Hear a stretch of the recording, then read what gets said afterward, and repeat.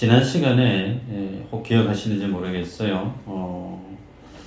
사도 바울은 더러운 말, 선한 말, 덕스러운 말 이렇게 구분하면서 성도 그리고 특별히 구원받은 성도가 적 그리스도, 예수 그리스도와 상반된 그런 말들을 하는 것은 더러운 말이다. 그래서 선한 말을 해야 된다. 라고 언지를 주셨죠. 그래서 선한 말 그리고 덕스러운 말, 그 말은 결국은 다른 성도들에게 은혜를 끼치는 말이다 그랬어요. 은혜를 끼치는 말. 그래서 은혜를 끼치는 어떤 선한 말, 덕스러운 말을 하려고 하면 어떻게 해야 될까요? 내가 이제 선한 말을 해야지, 덕스러운 말을 해야지, 나 스스로 자기 체면을 걸고 막 노력하고, 물론 그렇게 해도 될 수 있습니다. 그런데 그것은 본질적인 내용이 아니라고 그랬어요. 내 안에 선한 것이 있어야 되죠. 내 안에 덕스러운 것으로 가득 차 있어야 내 입에서 더러운 말이 아닌 선한 말, 덕스러운 말, 그래서 은혜를 끼치는 말을 할 수 있다 그랬습니다. 오늘은 사도 바울이 두 번째로서 성령을 근심하게 하지 말라 그렇게 얘기합니다.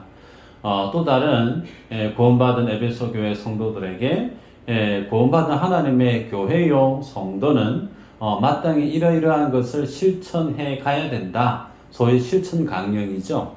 실천 강령에 해당되어지는 스토리 중에 오늘은 성령을 근심하게 하는 것, 이 부분에 대해서 말씀하는 것을 보게 됩니다. 읽었던 30절을 원문 그대로 제가 다시 읽어드리면요. 하나님의 성령을 근심케 하지 말라. 그렇게 되어 있어요. 여러분, 성경에서 같은 말을 두 번 반복한다.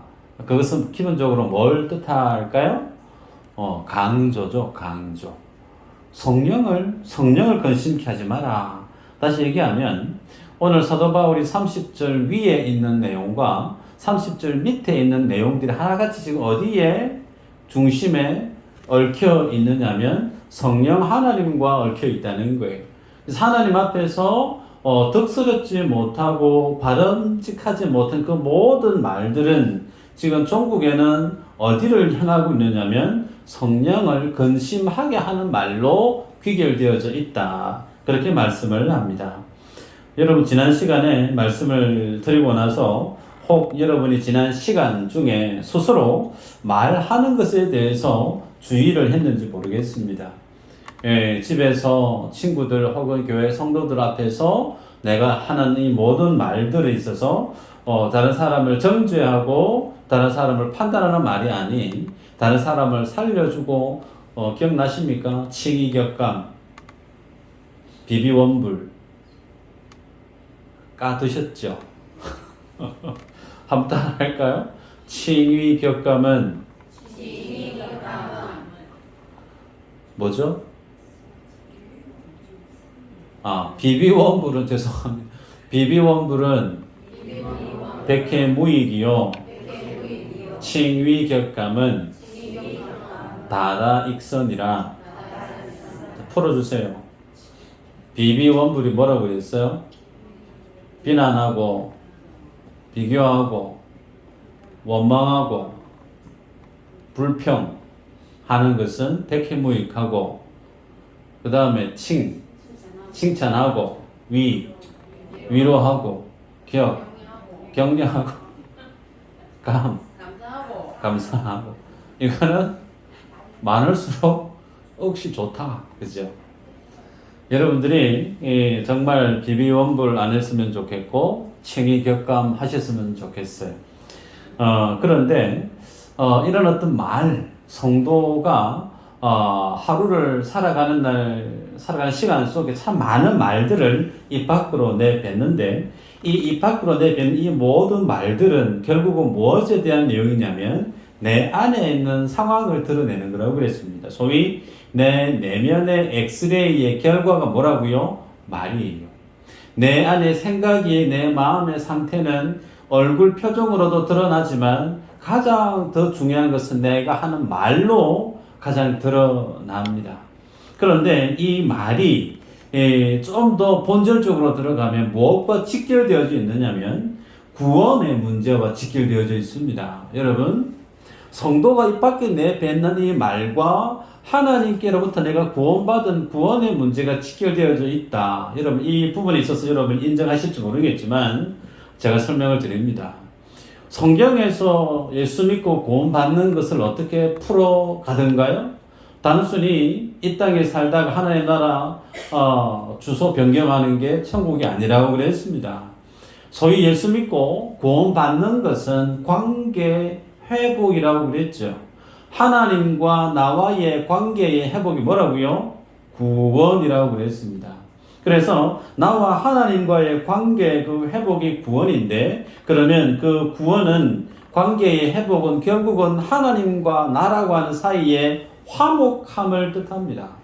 그래서 구원의 열매는 화목함으로, 화목하면 당연히 감사가 넘치죠. 기쁨이 넘치죠. 그런데 그런 하나님과 나와의 화목됨을 가로막는 장애물이 뭐냐면 오늘 본문에서 언급하고 있는 성령을 근심하게 하는 것이라고 그래요. 그러기에 하나님과의 관계를 흐트르고 하나님과의 관계를 어그러지게 만드는 그 모든 것들은 나와 하나님과의 구원의 문제에 있어서 그 문제를 해방하고 그 문제를 가로막는 아주 중대한 문제로 제시됩니다. 그게 뭐라고요? 말이에요, 말. 그래서 예수 믿는 성도가 교회 신앙생활을 하면서 정말 100번, 1000번 얘기해도 절대로 과하지 않는 말이 뭐냐면 말조심이라고 하는 부분이에요. 말조심. 여러분, 그 중에 오늘 본문에서 성령을 근심하게 하는 거, 지난 시간에 우리가 봤습니다. 야고보 사도가 말에 실수가 없는 자는 온전한 자다 그랬습니다. 우리도 실수가 많다라고 야고보 사도가 스스로 자기 자신을 고백을 하고 모든 사도들 패키지로 묶었고 초대교회 성도들 같이 패키지로 묶어서 우리 모두가 다 말에 실수가 많다. 그렇게 양심 고백을 했던 말씀을 보지 않았습니까? 그러기에 성도가 말에 실수가 없는 자는 참 온전하다 할 정도로 이 말은 내가 하나님의 자녀요, 내가 구원받은 하나님의 백성임에 대한 뭐죠? 증거가 됩니다. 증거. 그래서 어떻게 목사가 저런 말을 하지? 어떻게 교회 중직자가 저런 말을 하지? 여러분, 그런 말을 듣게 되어지면 상당히 부끄럽죠. 네 교회 다니는 거 맞나? 네 교회 다니면서 어떻게 말을 그런 식으로 하노? 본 때도 없이 막 이렇게 가까운 지인들한테 그런 얘기를 듣게 되어지면 상당히 내 신앙이 잘못되어져 있는 것을 세상 사람들이 고발하는 거 아니겠어요? 자, 그렇다면 오늘 본문에서 성도가 하나님의 은혜로 구원받은 증거가 말인데, 이 말은 결국은 선한 말 그리고 덕스러운 말로 믿음의 증거로 드러난다 그랬습니다. 자, 신앙생활을 하면서 그러면 우리가 하나님의 말씀과 성령의 통치 아래 거해야만이 내 안에 성령 하나님이 선하신 분으로서 나를 다스려야만이 내 안에 선한 말이 나옵니다. 내가 말씀과 성령의 철저한 다스림 안에 내 생각과 감정과 내 모든 결정 계획들이 온전히 그 하나님 앞에 다스리심을 받을 때에 비로소 우리는 내 입에서 욕을 여러 한마디 밥 먹으러 가자 할 이 말에 욕이 두세 마디가 섞여서 나왔던 사람이 말씀과 성령의 다스리심을 받게 되어지면 어느 순간인가 욕이 다 사라져요. 경험해 보신 분 많으시죠? 저는 경험을 많이 했어요. 제가 섬사람이거든요. 가족도 섬사람인데 욕 참 잘해요. 지금도 하라고 하면 정말 잘할 자신이 있어요. 안 해서 그렇지. 제가 중학교 예수님을 만나고 나서 그때부터 욕을 안 하게 됐어요. 어떻게 예수 믿는 사람이 입에 하나님을 찬양하는 말과 함께 욕을 할 수 있겠노? 어느 목사님이 저한테 농담 삼아 던졌던 말이 제 머릿속에 그대로 박혀버렸어요. 그래서 되도록이면 욕을 잘 안 하려고 합니다. 자, 중요한 것은요, 내 의지가 중요한 게 아니고 내가 누구에게요? 성령님과 하나님의 말씀의 다스리심을 받아야만이 내 속에서 선한 말이 나온다 그랬습니다. 자, 그러면 여기에서 이제 조금 중요한 내용을 좀 짚고 넘어갈까요? 우리는 교회 신앙생활을 하면서 기독교라고 하는 종교, 개신교라고 하는 카테고리 안에서 살아갑니다. 그러면 선이라고 하는 부분에서 다시 한번 제가 질서를 잡아드리고 싶은 게, 성경에서 얘기하는 선은 세상이 얘기하는 선과 같나요? 다릅니다. 세상이 얘기하는 선, 그 세상이 얘기하는 도덕, 그것은 기본적인 윤리, 도덕, 법 체계 안에서의 의미하는 선입니다. 그러나 기독교에서, 교회에서 성경이 얘기하는 하나님이 말씀하시는 선은 세상이 얘기하는 윤리, 도덕, 규범, 법, 이 개념이 아니에요. 성경이 말씀하는 선의 의미는 하나님과의 관계 안에서 설정된 선입니다. 소위 하나님이 나의 아버지예요. 하나님이 나의 왕이세요. 하나님이 나의 주인이세요. 그러면 그 왕 대신 주님이 기뻐하시는 것, 그게 뭘까요? 그게 선입니다. 성경으로 돌아가 볼까요? 여호수아서에서 여리고 정탐꾼이 들켜가지고 기생 라합 집에 들어가서 숨었어요? 지나간 사람 못 봤어요. 군인이 물었습니다. 거짓말로 서울에 내려갔는데요. 그렇겠죠? 거짓말했어요. 그렇죠? 그 선이에요, 불이에요? 와, 안 주무셨구나. 누군지 모르지만 선입니다. 선. 세상에서는 예수 믿는 사람이 기생을 하고 거짓말한 거 아이가? 그거 거짓말했네. 예수 믿는 사람이 거짓말 잘못된 거 아이가? 라고 얘기하실지 모르겠지만 그것은 세상이 얘기하는 선의 개념이에요. 아니에요. 기독교의 선은 하나님이 선 자체십니다. 그래서 하나님 하시는 그 모든 일은 선하세요. 그래서 사무엘을 통해서 사울 왕에게 아말렉 사람, 장정, 유아, 갓난애기, 여아, 그 땅에 있는 모든 가축들까지 다 죽이라.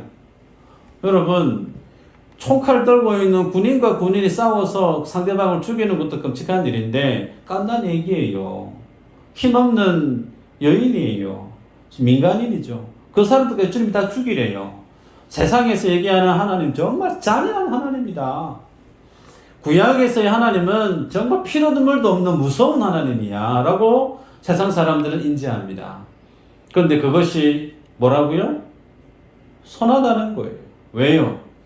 왕 대신, 주인 대신 그 주님이 하나님의 뜻에 의해서 행하신 그 모든 일은 선하다라는 겁니다. 그런 개념에서 우리는 하나님 앞에 선을 행하는 믿음의 삶을 살 필요가 있습니다. 그 선, 어떻게 이루어지는가? 소위 처음에 말씀드렸습니다. 말씀의 통치, 성령 하나님의 통치, 그것을 우리가 구할 때 비로소 우리가 선한 말을 할 수 있다고 그랬는데, 반대로 우리가 하나님의 통치를 받지 않고 말씀과 상관없이 내 뜻, 내 마음, 내 감정대로 내 입에서 더러운 말을, 다른 사람을 정죄하고 판단하고 상처 주는 말을 시도 때도 없이 그냥 편하게 막 그렇게 절제가 되지 않게 나온다라고 하면 그 말은 종국에는 누구를 근심하게 하는 말일까요? 성령 하나님을 근심하게 하는 말이에요. 성령 하나님과의 관계를 화목하고 하나된 관계에서 불편하게 만드는 그것은 뭐라고요? 하나님 앞에 내가 구원을 받았는데 그 구원과 전혀 상반된 하나님이 정말 원하지 않는 삶을 지향하는 잘못된 삶의 양식임을 성경이 우리에게 교훈합니다. 그래서 우리는 앞 시간에 쭉 보아왔습니다. 내가 예수 그리스도를 믿고 주님이 나의 주인이시기 때문에 내가 뭘 하느냐면 거짓말을 하지 않는데요. 주님이 나의 주인 되시기 때문에 나는 더러운 말을 하지 않는 거예요. 주님이 나의 주인이시기 때문에 나는 도덕질을 하지 않는 거예요. 주님이 나의 주인이기 때문에 하루가 지나도 분을 품지 않는다는 거예요. 주님이 나의 주인이기 때문에 나는 더 이상 다른 사람을 위해서 도둑질한 자가 아니라 내 시간을 다 할애해서 내 몸이 기진할 정도로 일을 해서 교회 안에 정말 돌봄이 필요한 사람을 도와주는 그 일을 하는 자가 누구라고요? 우리가 앞전에 계속 보았습니다. 그들이 예수 믿는 사람이에요. 그래서 우리들은 예수님을 믿는 정상적인 성도의 삶의 모습은 성령 하나님을 근심하게 하는 삶이 아니다 그랬어요.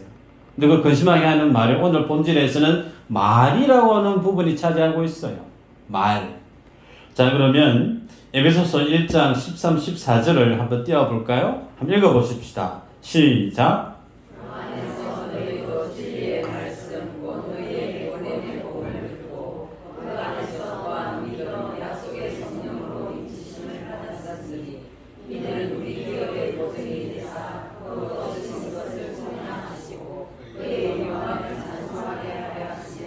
아멘.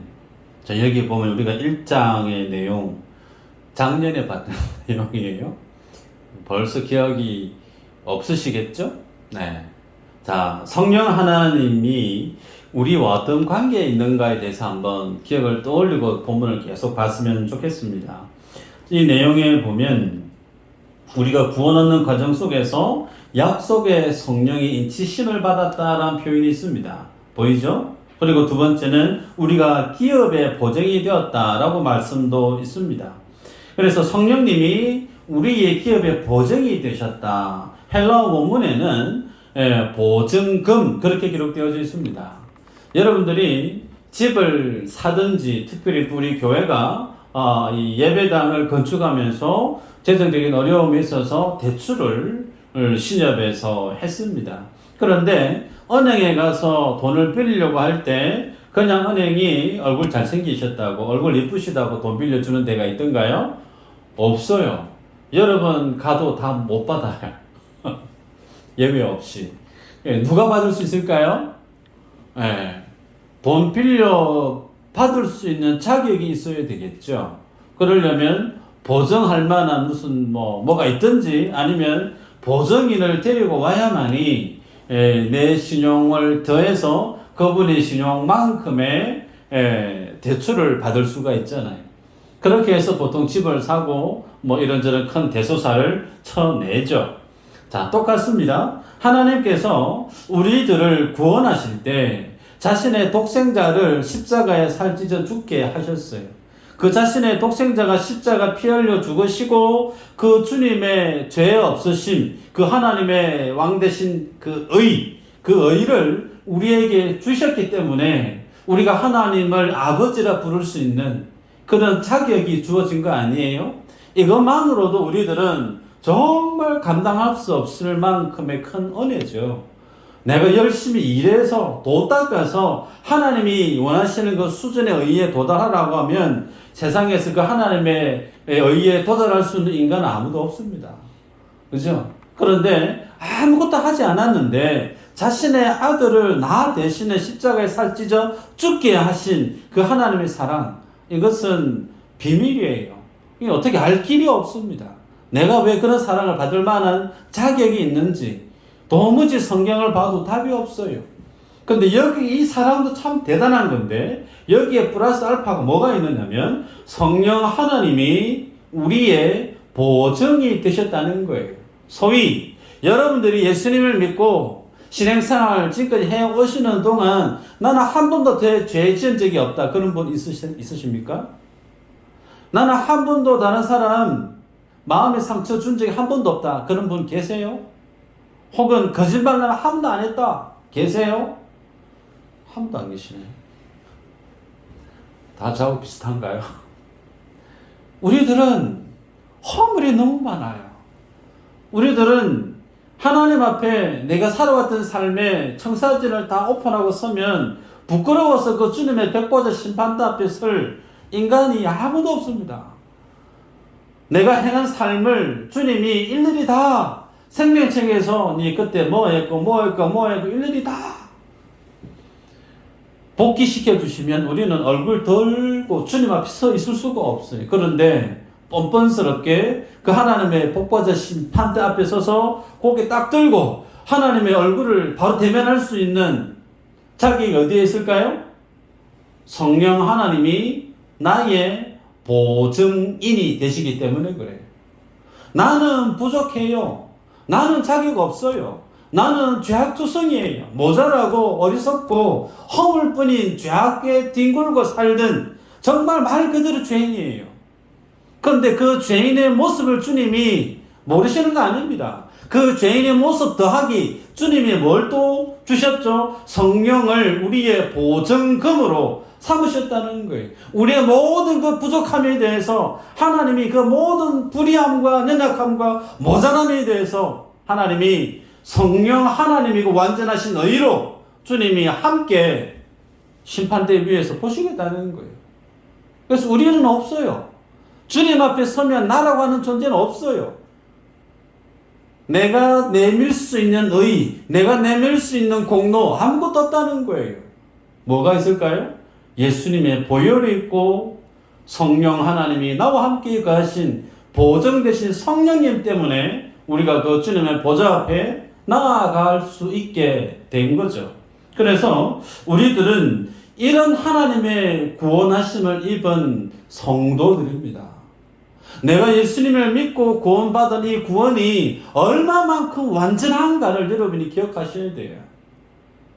나의 구원은 내가 교회 오고 싶어서 부모님이 예수 믿는 사람이니까 집안이 그러니까 혹은 내 안에 어떤 신앙이 열심히 있어서 내가 교회 다니고 있고 그래서 완성된 구원이 아닙니다. 하나님이 나에게 주신 구원은 하나님의 자신을 다 주신 거예요. 그렇게 해서 하나님이 성령의 성령으로 주님이 2번이나 강조하셔서 우리의 구원을 그렇게 확실하게 만들어 놓으신 절대 불변할 수밖에 없는 완전한 구원하심을 주님이 자신의 성부, 성자, 성령을 총동원하셔서 우리의 구원을 완성해 가고 계시다라고 하는 사실이죠. 이렇게 주님이 우리의 구원을 확실하고 완전하게 해가고 있는데 그 구원을 받은 우리들이 성령님을 근심하게 하는 말을 한다. 얼마나 해서는 안 될 큰 죄에 해당되어지는 일이겠냐는 거죠. 여러분, 우리들은 첫째로 그러면 성령을 근심하게 하는 게 뭐냐에 대해서 볼 필요가 있겠죠. 하나님의 뜻을 거스리는 것, 그것이 첫 번째 성령을 근심하게 하는 겁니다. 그럼 하나님의 뜻이 뭐예요? 다양하게 성경은 나타나 있지만 가장 첫 번째 한번 생각해 보십시다. 예수님이 주기도문으로 우리에게 너희는 이래 기도해래 그러면서 기도를 가르쳐 주셨죠. 아버지의 뜻이 하늘에서 이루어진 것 같이 땅에서도 어떻게 해요? 이루어진다. 지기를 기도해라. 그럼 아버지의 뜻이 땅에서 이루어지는 게 뭐예요? 예수 그리스도로 통한 하나님의 나라에 있습니다. 그 예수의 나라, 하나님의 나라는 어떤 나라인가? 다 그두절미 다 찾고 졸 다 쳐내고 딱 하나만 얘기하면 사랑의 나라입니다. 하나님을 사랑하고 내 이웃을 내 몸처럼 사랑하는, 그래서 사랑이라고 하는 부분, 사랑의 나라를 완성해 가기 위해서 주님은 이 땅 가운데 자신의 독생자를 주셨고 우리에게 성령 하나님을 나의 보증인으로 주셨다는 거예요. 그래서 이 하나님의 사랑의 나라를 허물어뜨리는, 하나님이 만들어 놓으신 그 사랑의 관계를 와해시키는 그 어떤 말들도 뭐라는 거예요? 하나님의 성령을 근심하게 하는 적그리스도적인 죄다, 잘못된 일이다, 그렇게 우리에게 얘기합니다. 두 번째는 성령을 근심하게 하는 거, 소위 성령의 주권을 인정하지 않는 거예요. 하나님의 주인 되심을 인정하지 않는 겁니다. 여러분들이 친구들하고 여행을 갔습니다. 예를 들어서 한 5명이 갔어요. 정말 친해요. 식당에 갔어요. 식당에 메뉴가 딱 2개밖에, 한 3개밖에 없는데 머물래, 니는 머물래 쭉 얘기하는데 나는 다 얘기했는데 나에게 이제 물어야 되는데 나에게 안 물어요. 쟤는 안 부를 필요 없다. 패스. 무시를 당하면 기분이 좋아요, 안 좋아요? 본이 내가 지금 있는데 다른 친구들한테는 뭐 먹을 건지 다 물어놓고 나한테는 안 물어봐요. 기분이 좋아요, 안 좋아요? 기분 안 좋죠? 네. 그게 뭘 뜻하죠? 무시한다는 거예요, 무시. 무슨 얘기인가? 여러분, 성령이 예수님을 믿고 나면 그 성령이 어디 계세요? 저기 다른 데 계세요? 우리 안에 거하십니다. 우리의 주인으로 거하세요. 근데 주인 대신 성령이 내 안에 거하시고 나의 주인으로서 좌정하고 계신데, 그럼에도 불구하고 내가 교회에 다니는 성도라고 하고 교회의 직분자라고 하는 사람이 하나님이 내 안에 거하고 있음에도 불구하고 다른 사람을 비난해요. 다른 사람을 원망해요.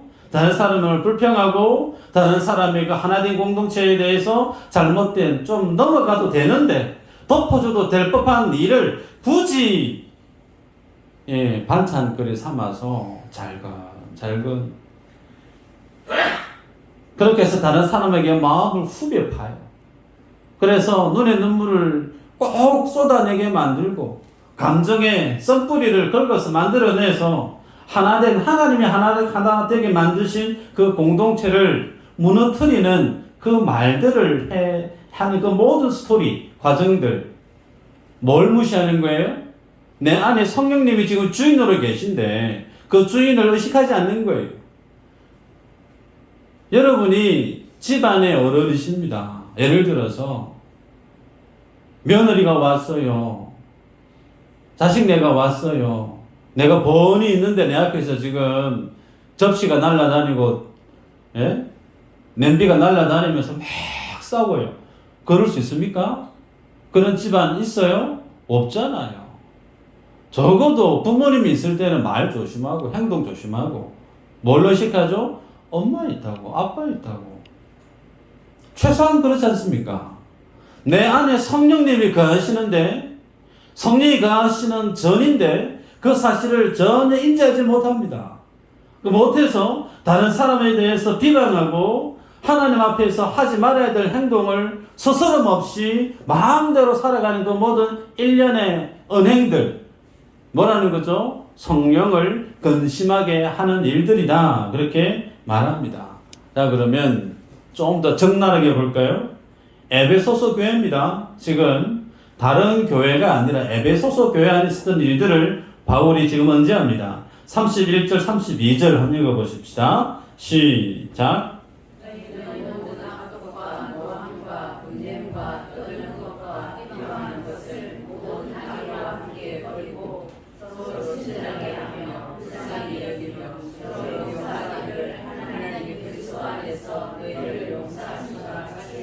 네. 자, 31절 이후로 바울이 쭉 열거하는데, 열거하는 모든 행위들, 이 내용들은 철저하게 다른 사람 간의 관계 속에서 주의해야 되고 조심해야 될 내용들을 말하고 있습니다. 그래서 교회는 혼자 신앙생활 하는 게 아니에요. 교회에 오면 일단은 구역원들이 나를 알아봅니다. 교회에 오면 성가대원이든 찬양대원이든 교사진들이든 혹은 하다못해 교회 목회자 혹은 교회 장로님들이 나를 바라봅니다. 그러면 내 얼굴에서 뭐가 비칠까요? 내 얼굴에 기분이 좋은지 안 좋은지 바로 보입니다. 아침을 맛있게 먹고 왔는지 굶고 왔는지 눈치 빠르신 분은 좀 감이 와요. 무슨 얘기인가? 우리들이 교회에서 신앙생활 할 때 내 안에 있는 내면의 모습들이 얼굴에 어느 정도로 다 드러난다는 거예요. 그래서 내 안에 비치는 그 모습이 다른 사람들에게 그대로 드러나는 것을 조심해야 된다는 거죠. 31절에 보면 이렇게 얘기합니다. 너희는 모든 악독과 그랬어요. 모든 악독이 뭐냐면 피크리아라고 하는 말이죠. 자, 남과 화합하려 들지 않는 미운 마음이에요. 남과 화합하지 않는 미운 마음. 이런 마음 어디서 볼 수 있느냐? 정치판, 민주당, 그리고 국힘당, 그죠? 뭐 원전수 가지고 지금 상당히 계속 그런 것 같아요. 뭐 한 번도 화기애애하게 대화 나누는 모습을 본 적이 없는 것 같아요. 그 두 정당의 위원들은 계속해서 서로 비꼬고, 그죠? 그 모습을 봅니다. 소위 분쟁이 있는 곳에는 항상 이 모습이 있습니다. 악독. 남과 화합하려 하지 않는 악한 마음. 이 모습이 어디 있었다는 거예요? 초대교회 에베소 교회 안에 있었다는 겁니다. 그래서 에베소 교회 안에 예를 들어서 화합을 하지 않는 마음, 여러분 화합을 하려고 하면 어떻게 해야 될까요? 나를 내려놔야 됩니다. 그 사람과 말이 통해야 되고, 그 사람과 마음이 공유되어야 되고, 그 사람과 시간을 같이 보내야 돼요. 그러려고 하면 내가 가지고 있는 기준과 내가 가지고 있는 성격과 생각들을 내려놓지 않고 내 생각 그대로 가지고 그 사람과 얘기하다 보면 대화가 잘 안 됩니다. 당연히 안 되겠죠. 화합하려고 하면 1차적으로 자기 자신을 내려놔야 됩니다. 근데 내려놓게 되어지면 무엇이 드러나냐면 내 인격의 수준이 드러나요. 내려놓으면 내 삶의 본 모습이 수면 위로 다 올라옵니다. 다른 사람 앞에 나를 내려놓지 않았을 때는 내가 만들어 놓은 나의 명예가 있습니다. 내가 만들어 놓은 다른 사람에게 다른 사람이 나를 이렇게 봤으면 하는 내가 만들어 놓은 허상이 있어요. 나는 그 뒤에 숨어 있죠. 그래서 늘 언제나 나는 다른 사람 앞에 보기 좋은 믿음 좋은 사람으로 서 있을 수 있는데 이 화합을 하려고 하면 그 모든 것을 다 내려놔야 돼요. 그래서 여러분들이 친한 사이일수록 화합을 잘 하시죠. 왜요? 숨길 게 없으니까. 숨길 필요가 없으니까. 부부 간에 화합을 잘 하는 부부 비밀이 많이 없어요. 그런데 화합이 잘 안 되는 부부, 안 되는 관계 비밀이 많습니다. 그 정도로 자기가 오픈하는 정도만 바운더리만 알려주지 나머지는 꼭꼭 숨겨 놓는다는 거죠. 소위 초대교회 이 에베소 교회 안에 나는 다른 사람과 절대 화합하지 않고 나 혼자 신앙생활 할 거야 라고 했던 그런 마음을 지닌 성도가 있었다는 거죠. 두 번째, 노함과 분냄을 버리라 그랬습니다. 자, 노함, 디모스 무슨 뜻이죠? 감정적인 격분을 뜻한다. 그리고 분냄, 오르게라는 뜻인데 내적에 뿌리 깊게 자리한 어떤 적개심을 뜻해요. 비슷한 말이지만 소위 감정과 그리고 감정 내면의 깊은 곳에서 다른 사람에 대해서 전혀 여지를 두지 않는 미운 마음에 사로잡혀 있는 상태, 소위 이게 노함과 분냄 그렇게 표현하고 있습니다. 여러분, 교회 안에서 신앙생활을 하다 보면 감정이 상할 때가 있죠. 그리고 그것은 교회 일을 하다 보면 의뢰이 발생하는 일입니다. 교회 일 안 하고 아무것도 안 하는 사람은 그냥 평안해요. 부딪힐 일이 없어요. 그런데 꼭 교회 일을 좀 하려고 하면 부딪힙니다. 그럴 수밖에 없어요. 생각이 다르고 방식이 다르기 때문에. 그런데 그 속에서 노함, 분함이 내 안에 자리를 하고 있다라고 내가 스스로 여겨진다면 그때부터 뭐 해야 되는 거예요? 기도해야 된다는 거예요. 다른 사람에 대한 적개심이 내 안에 가득히 있다? 다른 사람에 대한 어떤 노함이 내 속에 사라지지 않는다? 뭐 해야 되죠? 원인이야 많습니다. 그 사람이 혹은 상황이 어떤 환경이 나로 하여금 노하게 만들고 분을 쌓게 만들었다 할지라도 그것 자체가 뭐라는 거예요? 성령 하나님을 근심하게 하는 것. 그래서 우리는 스스로 내 마음을 늘 확인을 하셔야 돼요. 내가 왜 이렇게 화가 나 있지? 내가 왜 이렇게 분이 나 있지? 그 동기를 정확하게 구분하시고 깨어서 분별하셔야 됩니다. 그냥 감정이 끌리는 대로 나를 내버려 방치해버리게 되어지면 결국은 어른들 하시는 말 사단이 납니다. 없어도 될 실수, 안 해도 될 그런 과정들이 꼭 생기게 된다는 거예요. 그런데 초대교회가 그렇게 살아가는 성도들이 보였다는 거죠. 자, 비방하는 거 되어 있습니다. 블라스페미아라고 하죠. 자, 이것은 당사자가 없는 데서 소위 다른 사람에 대한 명예, 다른 사람에 대한 어떤 명성을 깎아내리는 그런 말, 비속으로는 뒷담화 깐다. 그죠? 근데 이 뒷담화 까면 그렇게 재밌어요. 재미가 없나요? 죄송합니다. 저는 재밌더라고요. 근데 적당히 까야지 많이 까면 안 돼요.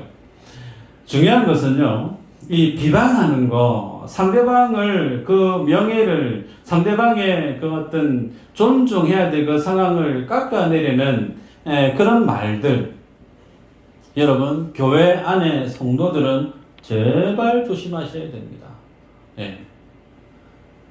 그래서 저는 비방하시는 분들을 저는 별로 안 좋아합니다. 왜일까요? 만났습니다. 양 목사님 있잖아요.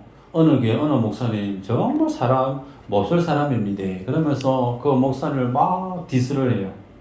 근데 그분이 와요. 그럼 그 얘기를 안 하죠. 그럼 이제 제가 화장실을 잠시 갑니다. 머리가 좀 서늘해요. 왜일까요? 그분에게 저에 대해서 왜 아까 좀 전에 그분에 대해서 저한테 얘기했던 그분이기 때문에 제가 자리를 비우면 그분이 또 그 사람에게 저에 대한 안 좋은 얘기를 또 있잖아요. 양목사 있잖아. 인간 안 될 사람이지. 뭐 이런 얘기 할 수 있잖아요.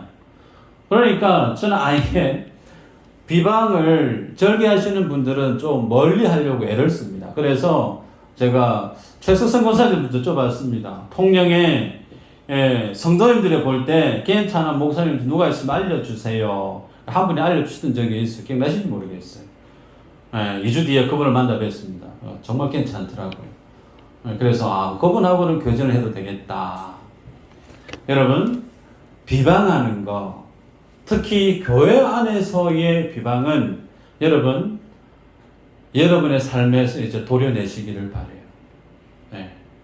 옆에 분 한번 보십시다. 양심 고백하십시다. 비방해서 미안합니다. 시작. 저도 비방해서 미안합니다. 비방해서 미안하고 또 다시 이제 고백하십시다. 절대 비방 안 할게요. 시작.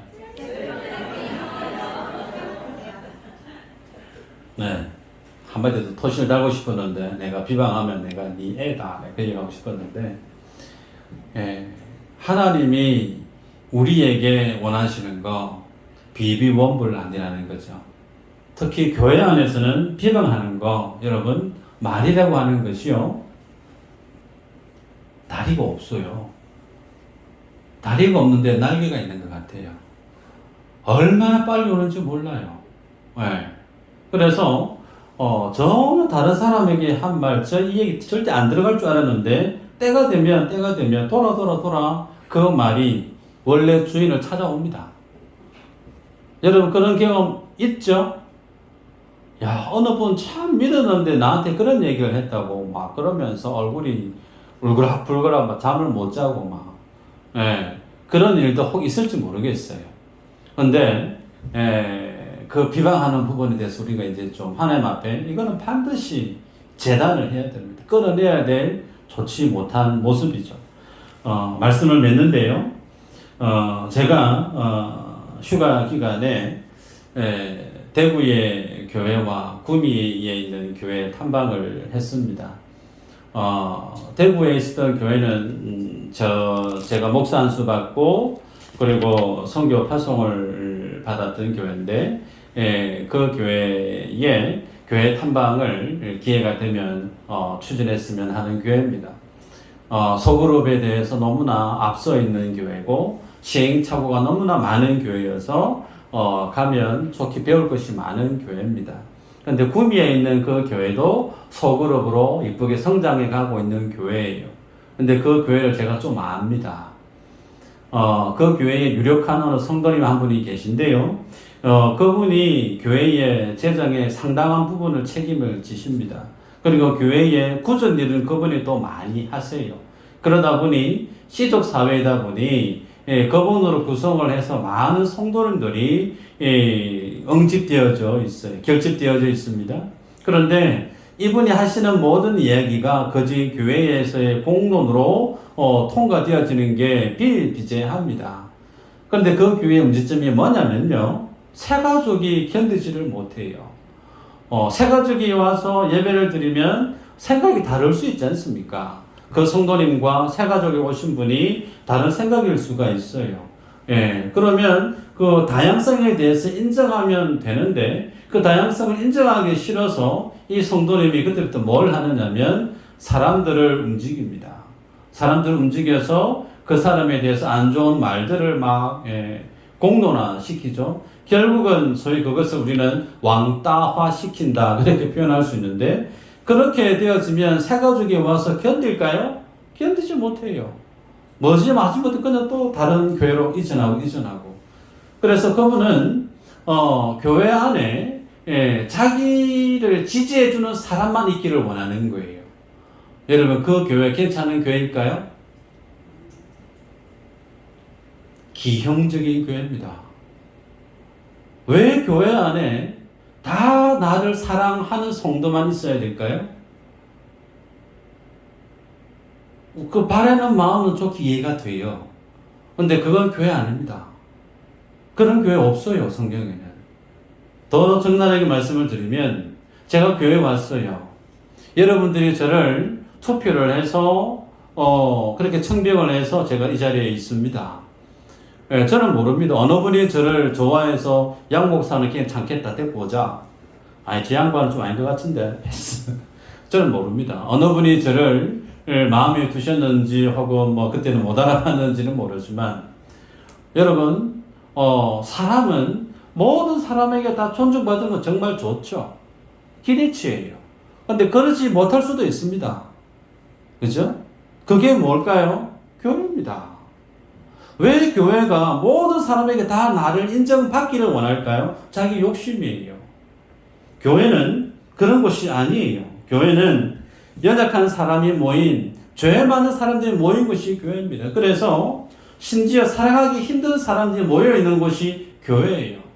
그래서 냄새가 나는 사람도 있고 때로는 깔깔한 사람도 있고 때로는 도도한 사람도 있고 정말 인격적으로 많이 깎여져야 될 사람도 있고 다양한 사람들이 있는 곳이 교회예요.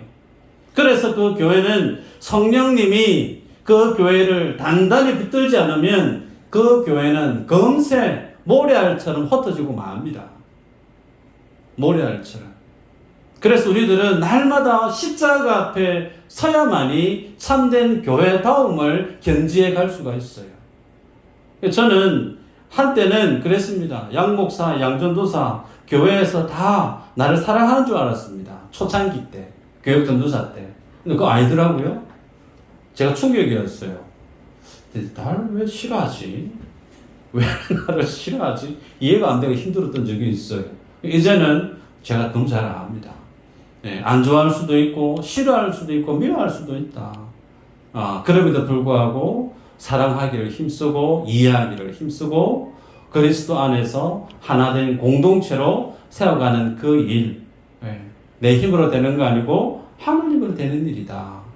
성경이 우리에게 도전하고 있어요.